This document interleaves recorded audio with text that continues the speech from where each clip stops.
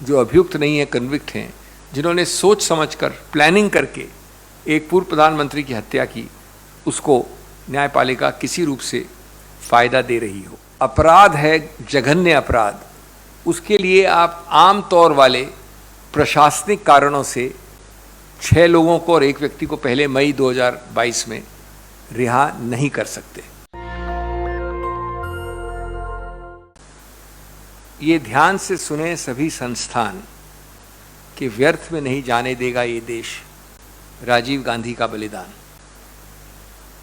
इसलिए हमारा आदरपूर्वक निवेदन और आह्वान है न्यायालय को कि नहीं दें गुनहगारों को जीवन दान। देखिए, न्याय होना भी चाहिए और दिखना भी चाहिए, प्रतीत भी होना चाहिए।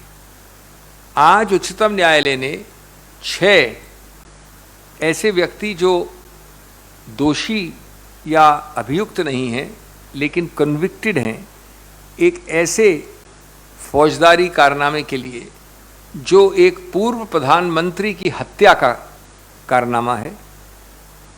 और सबसे महत्वपूर्ण बात है कि राजनीतिक रंग कुछ भी हो, एक पदासीन प्रधानमंत्री या पूर्व प्रधानमंत्री पे घातक हमला और मृत्यु और हत्या भारत की अक्षुण्णता, संप्रभुता, भारत के अस्तित्व को अटैक करता है, उस पर आक्रमण करता है। इसमें कोई राजनीति का रंग नहीं होता। और ऐसे एक जो अपराध है जघन्य अपराध, उसके लिए आप आम तौर वाले प्रशासनिक कारणों से 6 लोगों को और एक व्यक्ति को पहले मई 2022 में रिहा नहीं कर सकते। ये कांग्रेस का आदरपूर्वक स्टैंड है उच्चतम न्यायालय के निर्णय के विषय में।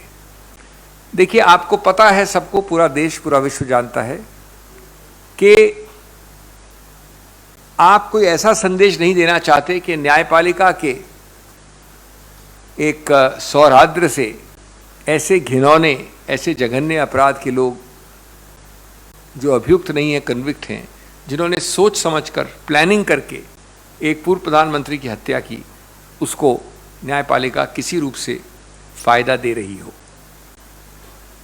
सुप्रीम कोर्ट, उच्चतम न्यायालय ने खुद ने बार बार कहा है कि सिर्फ अगर आपने कुछ समय कारागार के पीछे बिताया है, वो कारण नहीं हो सकता रिहाई का। कई निर्णय हैं, state of Gujarat versus Narayan एक निर्णय है। हर केस को उसके संदर्भ में देखना पड़ता है और पूर्व प्रधानमंत्री की हत्या से बड़ा संदर्भ कोई नहीं हो सकता। तीसरा, उच्चतम न्यायालय ने बहुत हद तक एक सर्वोपरि प्रधानता दी है तमिलनाडु प्रदेश के स्टैंड को कि उनको रिहा करना चाहिए। हमारा आदरपूर्वक निवेदन है कि अंतिम शब्द तमिलनाडु सरकार का नहीं होता, अंतिम शब्द उच्चतम न्यायालय का होता है। कोई भी स्टैंड लिया हो तमिलनाडु सरकार ने। इस संदर्भ में मैं 5-6 प्रश्न बड़े संक्षेप में पूछना चाहता हूं, बल्कि प्रस्तुत करना चाहता हूं, पूछना तो नहीं है, प्रस्तुत करना चाहता हूं देश के सामने आपके जरिए। पहला, कि जो जघन्य अपराध पूर्व प्रधानमंत्री की हत्या में निहित है, क्या उस केस में आप इस प्रकार का प्रेफरेंशियल शब्द महत्वपूर्ण है, ट्रीटमेंट दे सकते हैं उन लोगों को जो कन्विक्ट हो चुके हैं उच्चतम न्यायालय तक ऐसे जघन्य अपराध के लिए?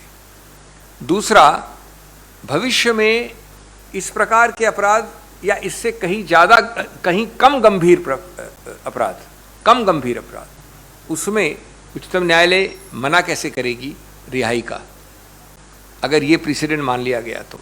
तीसरा, अगर रिहाई का कारण स्वास्थ्य अस्वस्थता है, अगर रिहाई का कारण काफ़ी समय बिता देना है जेल में, अगर रिहा का कारण अच्छा एक कॉन्डक्ट है जेल के पीछे, तो मैं समझता हूं कि ये हजारों ऐसे व्यक्तियों को लागू होता है, लाखों को, जो आज गलत चार्जेस पे भारतीय जेल्स में पड़े हैं।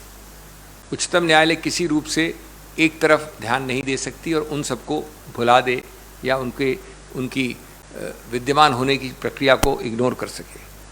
चौथा, पूर्व प्रधानमंत्री का जो एक हत्या होती है, वो ये सबसे महत्वपूर्ण मुद्दा है। ये चौथा मुद्दा, पूर्व प्रधानमंत्री की हत्या, जैसे मैंने कहा, भारतीय संप्रभुता, अक्षुण्णता, भारत की इंटेग्रिटी का विषय है।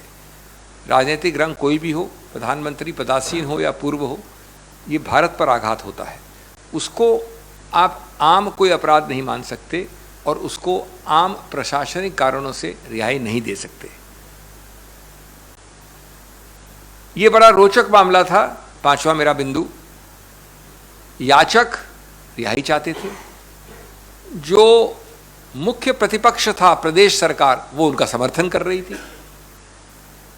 इस सिनारियो में मैं समझता हूं उच्चतम न्यायालय बाध्य था कि केंद्र सरकार जो विद्यमान थी उनके मत को भी पूरा वजन दे, ज्यादा वजन दे।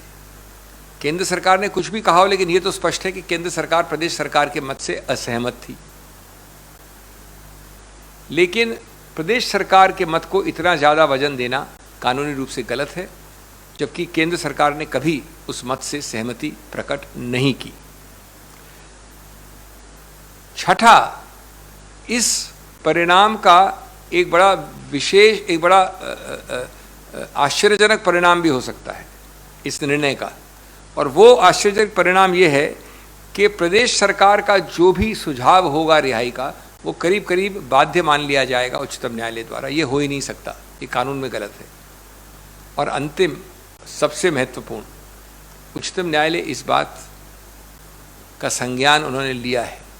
वो जानते हैं कि कोई ऐसा प्रावधान नहीं था उनके पास जिसके अंतर्गत ये रिहाई का आदेश हो सकता था। इसीलिए प्रयोग हुआ 142 अनुच्छेद का, जो बना है सिर्फ उच्चतम न्यायालय के लिए और जो उन विशेष केसेस में लागू होता है जहां और कोई पावर नहीं हो। तो आप एक विशेष प्रावधान संविधान का इस्तेमाल कर रहे हैं, किसके लिए? पूर्व प्रधानमंत्री के जघन्य हत्या के कांड में। मैं समझता हूँ ये उपयुक्त नहीं है, ये गलत है, और इसलिए हम विनम्रतापूर्वक कहते हैं कि हमारे पास जो भी कानूनी विकल्प होंगे वो हम इस्तेमाल करेंगे, और हम प्रार्थना करेंगे माननीय न्यायालय से कि ये निर्णय खड़ा नहीं होना चाहिए। नेशनल दस्तक की आपसे गुजारिश है कि अगर इसको बचाना चाहते हैं तो नेशनल दस्तक को सब्सक्राइब करने के लिए रेड कलर के सब्सक्राइब बटन को दबाएं, फिर बेल आइकन की घंटी दबाएं। नेशनल दस्तक को बचाने के लिए बहुत जरूरी है कि हर खबर को शेयर करें, लाइक करें, कमेंट जरूर करें।